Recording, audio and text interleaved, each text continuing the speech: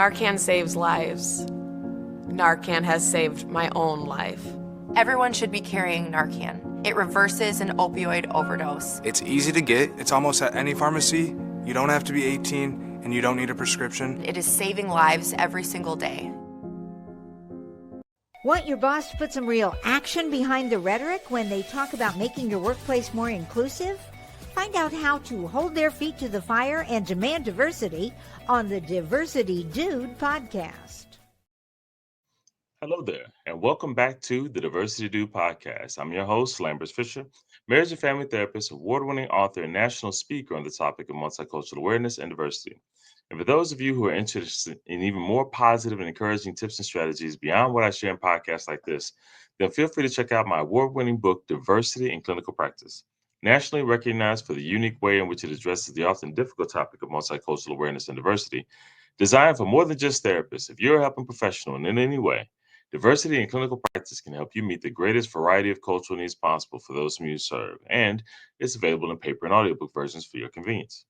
And if you haven't heard it yet, I invite you to visit TED.com and check out my talk called What to Do When You Offend Someone, where I offer a positive and practical perspective on how to navigate unintentional offenses in daily life. To date, it's been viewed over 500,000 times. Check it out for yourself, and if you're encouraged by it as well, share it with a friend. And whether it be through my one-on-one relationship building efforts as a therapist or my informing and empowering efforts as an author or speaker, know that my personal mission is to do my part to improve the world one strengthened relationship at a time. So, today I want to share with you an encouraging perspective on what happens when 300,000 Black women leave the workforce. The U.S. Bureau of Labor and Statistics recently reported that in the last 3 months alone, over 300,000 Black women left the workforce. And while not everyone left under the same terms, there have been reports that a large percentage of those jobs were cut from the public sector rather than private companies, especially the Department of Education and the Department of Health and Human Services, where Black women disproportionately contribute. Now, whether or not you consider yourself politically inclined or even a business professional, you may or may not have heard about or even feel personally connected to these large numbers of job losses for Black women in America, especially if you don't personally identify as a Black woman. However, if you'd allow me to, I'd like to share a few considerations regarding the significance of 300,000 Black women leaving the workforce in such a short period of time. Consideration number one: Black women are disproportionately impacted by these job cuts. If you're not one of the ones who lost their jobs, or if you don't know any Black women who've lost their jobs, then it can be easy for many to assume that the Black women losing their jobs were somehow at fault. Maybe there was some mass discovery of negligence on their part, or maybe they also just decided to quit at the same time. Maybe they just wanted to leave their jobs for that they had worked at for many years, building pensions and benefits and professional equity, all just to start over because they had a small business idea that they preferred instead. Now, don't get me wrong. Many of these women did, in fact, start their own businesses, and some of them left on purpose to do so. However, that number was not 300,000. And many of those who did start their own business did so out of necessity. They did it to survive when they were unexpectedly cut due to no negligence of their own. For it has been shown that a large percentage of these jobs were due to cuts from government downsizing, cuts to DEI programs and initiatives, with losses to mentorship opportunities, as well as inclusive hiring regulations, and even some due to AI replacements aimed at streamlining efficiency efforts.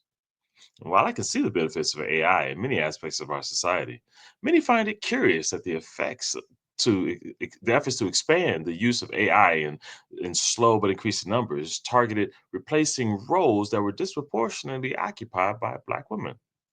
You don't have to get distracted by determining how much of this unequal result was premeditated targeting of specific populations of people to acknowledge that the results are devastating nonetheless on Black women and their families. The disproportionate impact is enough to at least shed light on this fact in hopes that the more we are helping people feel seen, the more likely that the efforts that can be made to remedy the situation, both now and in the future. Which leads to consideration number two: the loss of 300,000 jobs from these public sector environments will impact the entire country. Helping the women impacted by this recent concerning trend is not something you consider just because you're a good person or to help people who are unequally treated, but also because the mass job loss actually impacts the entire country.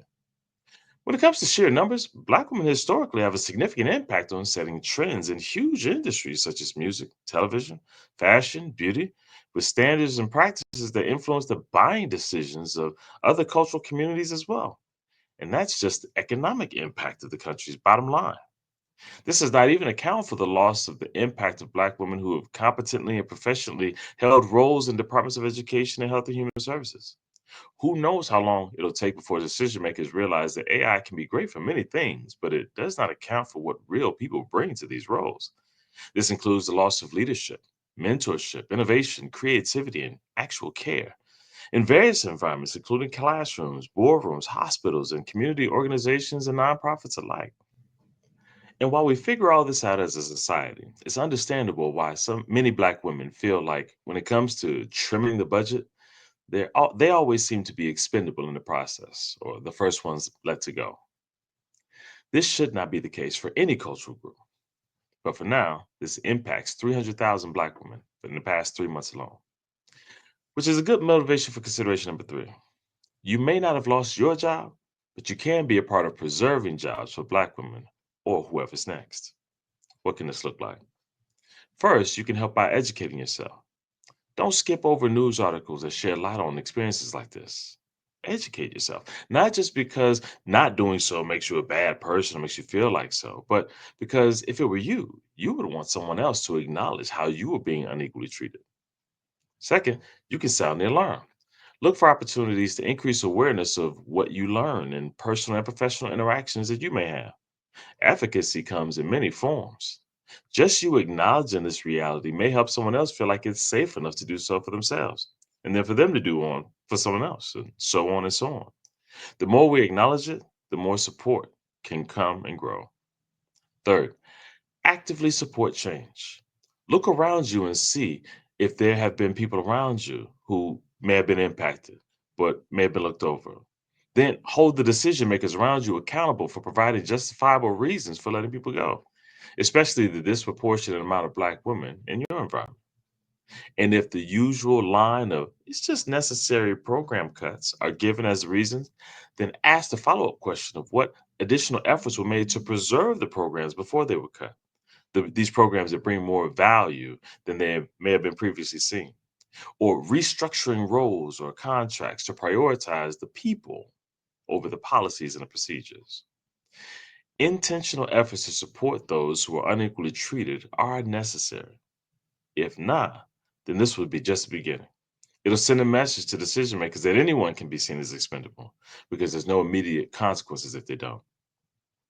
With all this in mind, my hope for you is that you will be able to see and acknowledge the alarming impact of job losses for over 300 Black women in the past 3 months alone, and not only its impact on them, but for the entire country. In addition, also seeing the need for bringing awareness as the start of bringing about change. While you actively, not passively, wait for change and do your part to be a part of that change in ways that you can have long term, I encourage you to keep an eye out for Black women owned businesses that you can intentionally support, not as a patronizing top down gift, but as a way to see and acknowledge the creativity and ingenuity that many Black women have shown when they have need to show so professionally and pivot their careers in response. You never know. You might not only discover an awesome product or service you didn't know you needed, but you may also gain a greater appreciation for the awesome value that was summarily downsized at the company's loss and ultimately for the loss of the rest of us as well.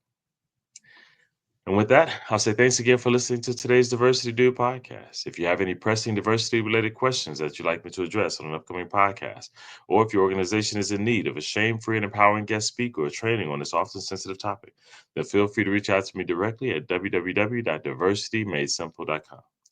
And if you know of anyone else who can benefit from a positive and encouraging perspective on the often difficult topic of diversity, feel free to send them a link to this podcast so they can be encouraged as well, or share with them my award-winning book, Diversity in Clinical Practice, available at Amazon.com.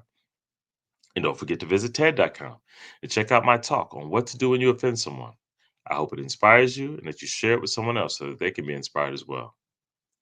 And as usual, I look forward to addressing as many topics as possible in future podcasts to help you improve as many relationships as possible. at work, at home, and in your community. And as always, remember this: you don't need to know everything about everyone in order to have a positive impact on someone. Thank you all for tuning in, and have a great day. Tune in each week and find out how to demand and implement diversity at your job. To hear more, check out previous Diversity Dude shows on ShalettaMakesMeLaugh.com.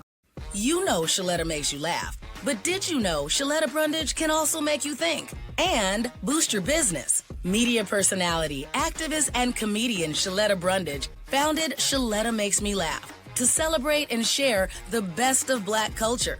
It's a podcasting platform. You can download 10 weekly podcasts hosted by African-American subject experts at ShalettaMakesMeLaugh.com or wherever you find your favorite podcasts. ShalettaMakesMeLaugh.com is also a production house, creating broadcast-quality commercial content. And Shaletta and her team of storytellers create powerful promotional campaigns to get businesses the brand awareness they're looking for. Some of Minnesota's top businesses trust Shaletta, and you can too. Get out the word about your events and products and get in front of communities of color with ShalettaMakesMeLaugh.com. She's got the power to help your business. What's up, everyone? It's Shaletta. I'm here getting a phone for one of my newly minted teenagers with Xfinity Mobile. They've got great options, affordable plans, and solid coverage that works for our whole family. With Xfinity Mobile, my daughter can stay connected with me wherever she goes. And did you know when you sign up, you can get an extra phone line free for a full year? Switch to Xfinity Mobile today for more savings, more smiles, and more ways to stay connected.